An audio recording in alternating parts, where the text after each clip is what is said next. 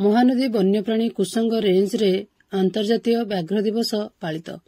ଆଜି ଅପରାହ୍ନ 5ଟା ସମୟରେ ମିଳିଥିବା ସୂଚନା ଅନୁସାରେ ଜଙ୍ଗଲ ପରିବେଶ ଜଳବାୟୁ ପରିବର୍ତ୍ତନ ଓଡ଼ିଶା ସରକାରଙ୍କ ଆନ୍ତର୍ଜାତୀୟ ବ୍ୟାଘ୍ର ଦିବସ ପାଳନ ଅବସରରେ 29 ଜୁଲାଇକୁ ଧାର୍ଯ୍ୟ କରାଯାଇଥିବା ବେଳେ ଆଜି ମଧ୍ୟାହ୍ନ ସମୟରେ କୁସଙ୍ଗ ବନ୍ୟପ୍ରାଣୀ ବନାଞ୍ଚଳ କୁସଙ୍ଗ ରେଞ୍ଜରେ ରେଞ୍ଜର ସଂସାର ବର୍ଗିଆଙ୍କ ନେତୃତ୍ୱରେ ଆନ୍ତର୍ଜାତୀୟ ବ୍ୟାଘ୍ର ଦିବସ ପାଳିତ ହୋଇଯାଇଛି।